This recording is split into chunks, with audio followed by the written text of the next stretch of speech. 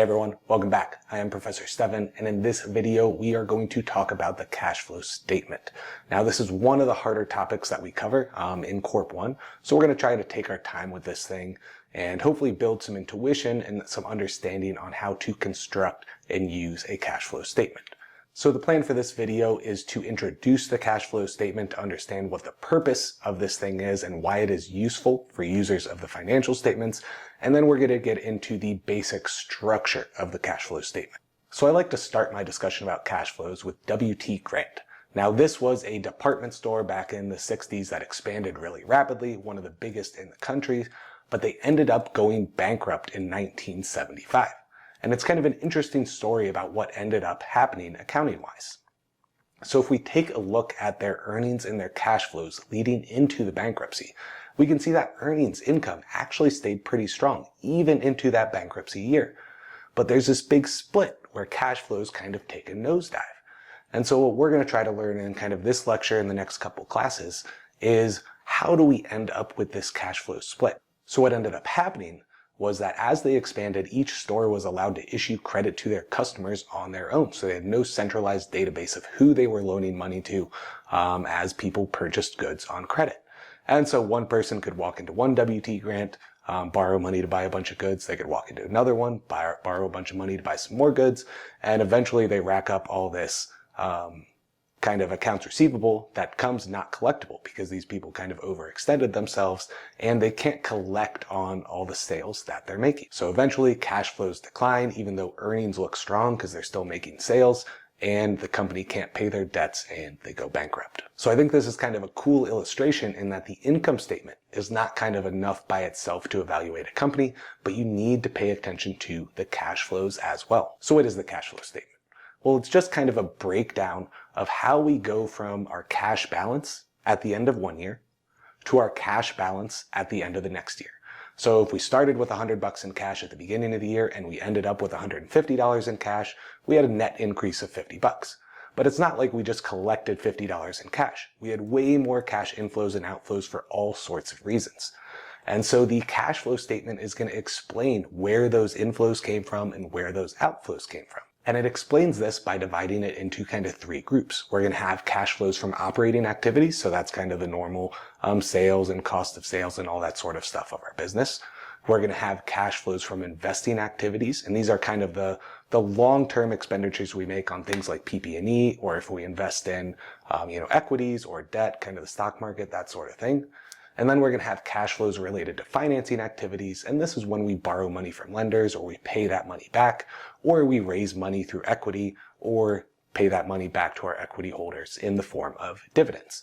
And so we split these things up into categories that hopefully make the user of the financial statement aware of where we're getting our cash and where we're spending our cash. So more specifically, our operating activities relate to the cash inflows from the sale of our goods and services, and the cash outflows related to the costs to kind of generate those sales of goods and services. So investing activities relate to the acquisition and disposal of long-term productive assets or investments in other things that are not cash.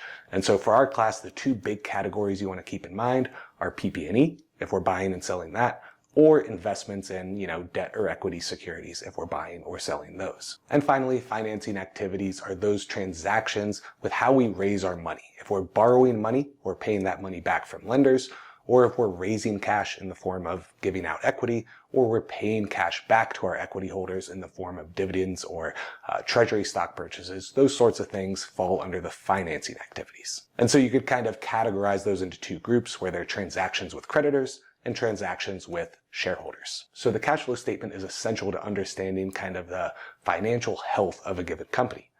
We can evaluate the liquidity of the company, of how quickly they can generate cash flows. We can evaluate the solvency of the company. Are they bringing in enough cash to kind of pay off their debts? And that's where that breakdown between, operating and investing and financing activities can be really useful. So you can see, are they generating positive operating cash flows, or do they keep raising debt or equity cash in order to fund operations?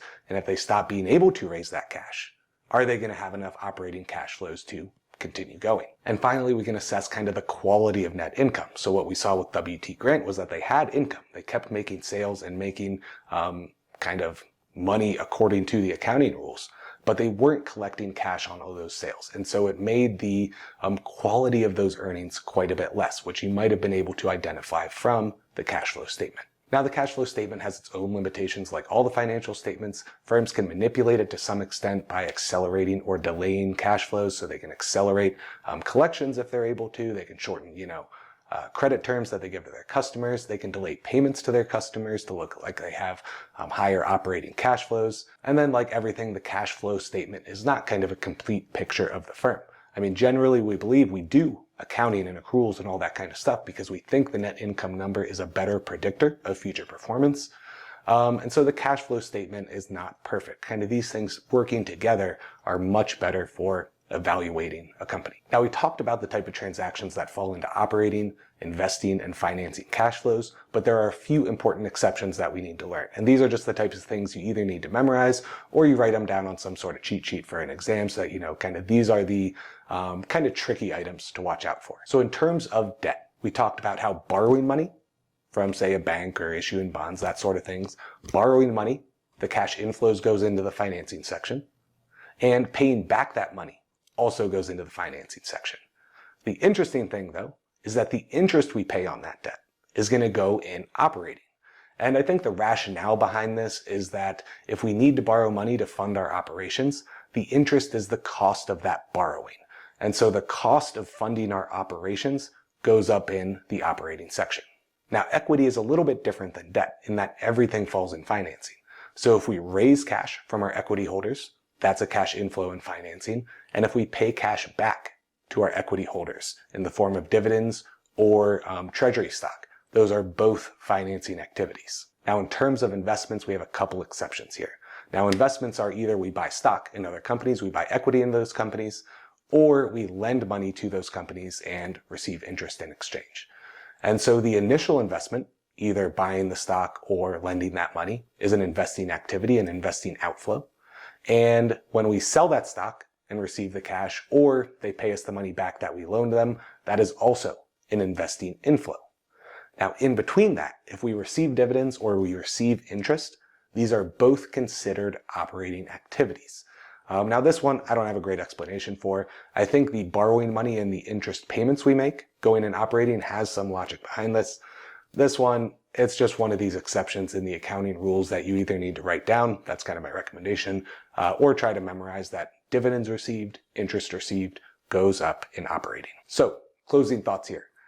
Cash flows are not the same as net income, and they can be very different. And both can be very important for understanding the performance of a firm. And so the cash flow statement is going to show us how we went from last year's cash balance to this year's cash balance, breaking it up into 3 sections, operating, investing, and financing, so that we can see where our inflows came from and where our outflows went.